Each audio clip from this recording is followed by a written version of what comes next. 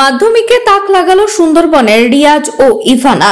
মাধ্যমিকের মেধার তালিকায় স্থান না পেলেও চমক দিয়েছে উত্তর চব্বিশ পরগনা জেলার সুন্দরবন এলাকার হাসনাবাদের চক পাটলি হাই স্কুলের রিয়াজ হোসেন মোল্লা ও ইভানা নাসির সুলতানা। দুজনেরই প্রাপ্ত নম্বর 653। প্রত্যন্ত এলাকায় এখানে না আছে কোনো লাইব্রেরি, ঠিক তেমন ভাবে এলাকার সাক্ষরতার হারও খুব বেশি নেই। এই প্রতিবন্ধকতাকে কাটিয়ে মাধ্যমিক পরীক্ষায় 93.3% নম্বর পেয়ে এলাকায় রীতিমতো সাড়া ফেললেন রিয়াজ ও ইভানা। চক পাটলি হাই স্কুল থেকে যুগ্মভাবে 93.3% নম্বর পেয়েছে। ইভানার বাবা পেশায় প্রাথমিক বিদ্যালয়ের শিক্ষক। হাসনাবাদের পাটলি খানপুর এলাকায় এক ঘরে বসবাস রিয়াজের। বাবা লিয়াকত হোসেন মোল্লা রাস্তার পাশে একটি ছোট মুদিখানার দোকান আছে। আমি আমার স্কুলের প্রত্যেকটা শিক্ষক এবং শিক্ষককে ধন্যবাদ জানাতে চাই। সর্বদিক থেকে আমাকে সাহায্য করেছে এবং যে পাঠ্য বইগুলো খুব সুন্দরভাবে তারা ক্লাসরুমে বুঝিয়ে দিতেন এবং স্কুলের বাইরেও বাড়িতে যখন আমার পড়াশোনার অসুবিধা হতো সর্বদিক থেকে সাহায্য করেছেন। যে কোনো টাইমে যে কোনো বিষয় নিয়ে সাহায্য করেছেন। স্কুলে যখনই যেরকমটা সমস্যা হয়েছে স্যারদেরকে বলেছি, স্যাররা যখন তখনই সাহায্য করেছেন, সেইভাবে ডাউটগুলো ক্লিয়ার করে দিয়েছেন। 653।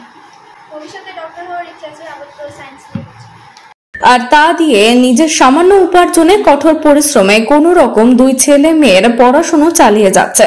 এবছর মাধ্যমিকে চক পাটলি হাই স্কুল থেকে মাধ্যমিক পরীক্ষা দিল রিয়াজ। রিয়াজের প্রাপ্ত নম্বর 653, যার মধ্যে গণিতে 98, ভূগোলে 97, জীবন বিজ্ঞানে 96, ভৌত বিজ্ঞানে 94, বাংলা ও ইতিহাস উভয় বিষয়ে 92 এবং ইংরেজিতে 94 নম্বর তুলেছে সে। ছোট থেকে গণিত ও বিজ্ঞান বিষয়কে ভালোবাসে রিয়াজ। সাফল্যের পিছনে নিজেই চেষ্টা করতো, আর বাবা মা আমরা পিছনে দেখতাম, আর ফাঁকে ফাঁকে মাস্টার স্কুলের যা টিচার ছিলেন সবাই হেল্প করতো। দুটো ইংরাজি আর অঙ্ক এগুলো বাড়ির নিজের চেষ্টায় ও সাফল্য। আমিও মুদিখানা স্টেশনারির দোকান আছে, লিয়াকত মোল্লা। পরবর্তীতে বিজ্ঞান বিভাগ নিয়ে পড়াশোনা করে সে চিকিৎসক হতে চায়, কিন্তু বাদ সাধছে আর্থিক অবস্থা।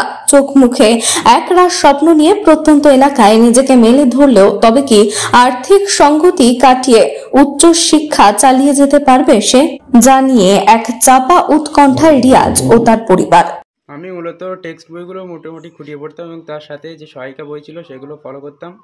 এবং দিনের নির্দিষ্ট টাইম ছিল না, মোটামুটি ছুটির দিনগুলোতে 10 থেকে 12 ঘন্টা পড়তাম এবং সময় পেলে পড়তাম। স্কুলে প্রত্যেক টিচার আমাকে সাহায্য করেছেন, স্কুল টাইমে তো সাহায্য করেছেনই এবং স্কুলের পরে আদার্স সময়ে বাড়িতে যেগুলো সমস্যা হতো সেক্ষেত্রেও তারা বিভিন্নভাবে সাহায্য করতেন। মোবাইলে PDF দিয়ে দিতেন, নোটস দিয়ে দিতেন। আমি দুটো টিউশনে পড়তাম, ইংরাজির জন্য এবং অঙ্কের জন্য। বাকিগুলো মূলত আমি নিজেই পড়তাম এবং ছোটোবেলা থেকে আমার টিউশনি পড়তে খুব একটা ভালো লাগতো না। আমি মেডিকেল লাইনে যেতে চাই। বর্তমান সামাজিক পরিস্থিতি অনুযায়ী রোগ প্রবণতা বেশি দেখা দিচ্ছে এবং সাধারণ মানুষকে সাহায্য করার জন্যই এমন একটা সিদ্ধান্ত। সর্বপ্রথম যেটা বলবো সেটা হলো টেক্সট বই খুঁটিয়ে পড়তে হবে এবং সবগুলো কনসেপ্ট ক্লিয়ার করে পড়তে হবে। যে কোনো বিষয় মুখস্থ করলে হবে না, যেগুলো বোঝার বিষয় সেগুলো অবশ্যই বুঝতে হবে। আমি চক পাটলি হাই স্কুলে পড়তাম, 653 পেয়েছি, 93.2% সময়। রিয়াজ হোসেন মোল্লা, বাড়ি পাটলি খানপুর। অ্যাকচুয়ালি রিয়াজ হোসেন মোল্লা অরিজিনালি একটা ব্রিলিয়ান্ট ছেলে আমি মনে করি। ও যে নাম্বারটি পেয়েছে আমি প্র্যাকটিক্যালি খুব যে স্যাটিসফাইড তাও নই। ওরা আজকে 10 থেকে 15 নম্বর বেশি আমাদের এক্সপেকটেশন ছিল।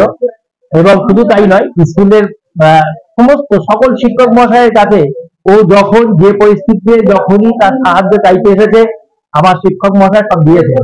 এবং শুধু তাই নয়, বিভিন্ন কো-কারিকুলার অ্যাক্টিভিটিতেও তাকে যোগদান করেছে, সেখানেও ভালো রেজাল্ট করেছে। আমাদের স্কুলের গর্ব, আমাদের মুখ উজ্জ্বল করেছে। আমি সেজন্য সত্যিই গর্বিত। আমার নাম আশরাফ জামানি, প্রাপ্ত প্রধান শিক্ষক, চক পাটলি হাই স্কুল।